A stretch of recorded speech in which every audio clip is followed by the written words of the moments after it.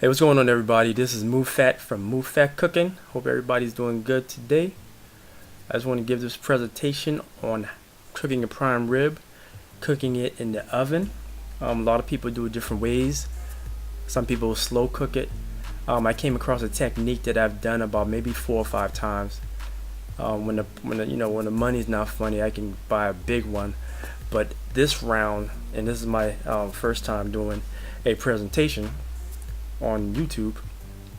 This time around, the prime rib I bought, I happened to see it in the store. The butcher, he just, he wasn't cutting prime ribs because this was, I think I bought this like maybe during I guess the springtime or maybe early summer, and he just happened to have one. I went to Publix. He just happened to have one right there. He's putting it out. He's putting out the the ribeye steaks, and he had this small prime rib. The prime rib roast. Excuse me. So I just got it. It was on sale. He was selling it. He gave me a good price on it. It was probably like maybe $25. It was only a let me see, I think a 2-pound one. But anyway, let's get to the details. Excuse me. Okay, so first you want to trim off the excess fat. I'm gonna show you all a picture of the roast here shortly. I just want to go off, get the instructions out there. Okay, first you trim off the excess fat. You know what excess fat look like. It's gonna, it's just gonna be something that looks ugly because you want to make the roast look pretty. And if there's any, remove the silver skin.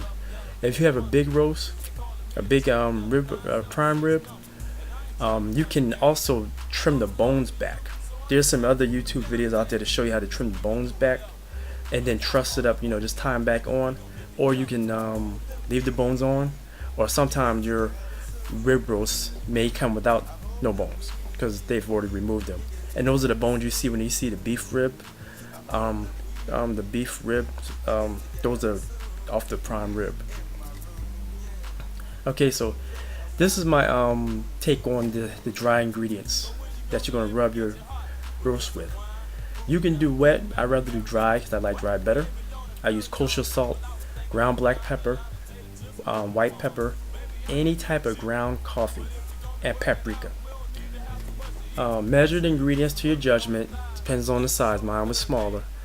You'll be covering the entire roast with the rub, and in this case is a good thing. So because it's not going to penetrate as much as it would if it was just a regular steak. Okay, before you put anything on the roast, once you got your dry ingredients mixed up, that's why I go with my dry ingredients. That's what I like to use. Rub your roast, and this is optional, with some type of oil, olive oil, vegetable oil, canola oil, etc. Put it all over the roast and then apply the rub. So let me fast forward here. Let me get over here and let you see what the roast look like. Like I said, it's small, but it has like 2 bones in there. It looks like a big old ribeye steak, but it's not. It's actually a rib roast.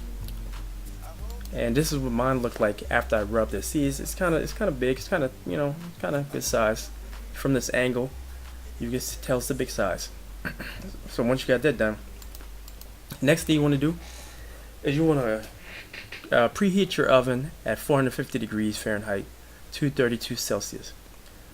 Now the technique is, and you have to follow this to the letter, you will cook your roast 5 minutes per pound.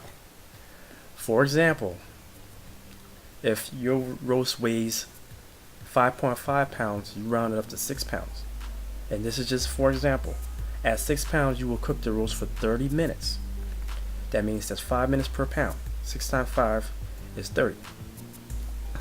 After you put the roast in the oven, wait an entire minute before starting your 30-minute timer. Make sure you use a timer. After 30 minutes have passed, turn off the oven and set the timer for 2 hours, 120 minutes. Don't, and I repeat, do not open up the oven door for any reason. If you do, you have officially screwed up the cooking technique. Now let's go back here. That probably was like a 2.5 pound, maybe close to 3 pound roast. It was like 2.85 pounds or something like that. I rounded up to 3. So my cooking time is 5 minutes per pound. So my cooking time at 450 degree oven Fahrenheit My cooking time is going to be 15 minutes. It's been seasoned. At 15 minutes, I cooked it, and I kept the oven. I cooked it for 15 minutes. I waited a minute before I put it in there. Well, I waited a minute after I put it in there. Then I set my 15-minute timer, and then I let it cook for the 15 minutes.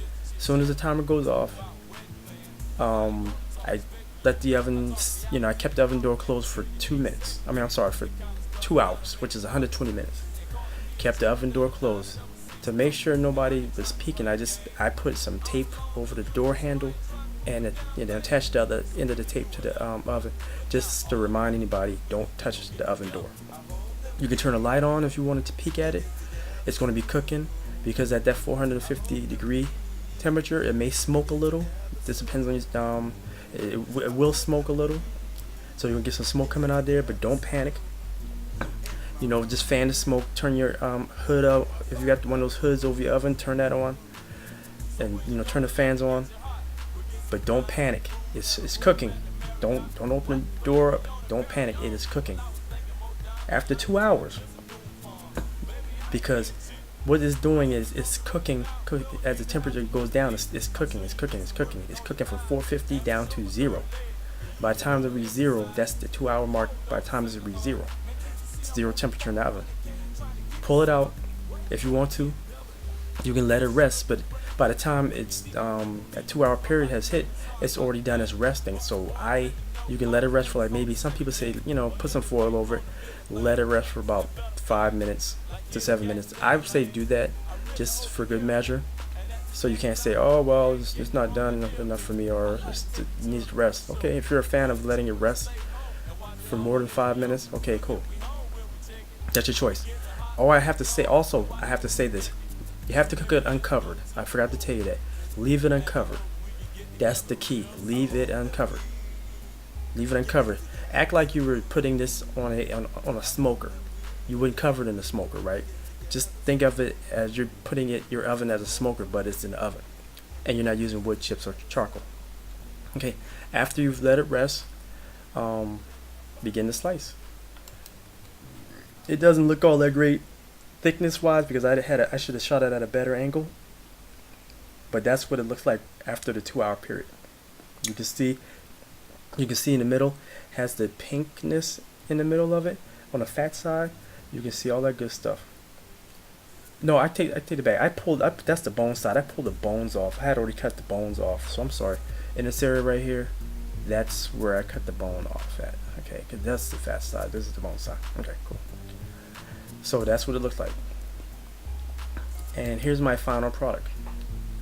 I have a thick piece. Here's the end piece, and then 2 pieces in the middle.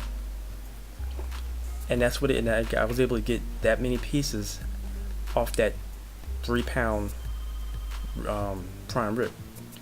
I like mine medium rare. You may want yours more done. Some people don't like this that way. I love it that way. My family loves it this way. It came out nice. It came out tender. One thing you can do is going to be a little cool to the touch. It's going to be cool. So what some people do, they will heat up a plate in a microwave, let the plate get hot, and then put the prime rib on there, let it sit on the top of the plate, and then the plate will heat it up for you. Or you can turn your oven back on at, I would say, 350, no more than 400 degrees at the max. Put the prime rib back in there, as you sliced it, after it's sliced, or you can do it before it's sliced. It's up to you. I did it after it's sliced because I just didn't want to mess up the whole thing. I get paranoid, so I did it. You can do it before you slice it or after. And I know you're probably saying, why let it rest? Well, I know it's just semantics for some people. That's why I said slice it first, then put it in the oven on a platter or a pan. Let it warm up for like no more than 3 minutes on 400 degrees, 350, no more than 400 degrees Fahrenheit, and then serve it. Get your favorite sides and what have you, and serve it. But this is a small roast, so don't laugh at it. I've had bigger, but this is my roast on the budget. This is my prime rib on the budget. But I hope you guys enjoy the presentation. I will get some video cameras and stuff. I do apologize for the slideshow, but I'm getting there. With y'all support, I'll be there. Alright, thanks guys. See you around like a donut.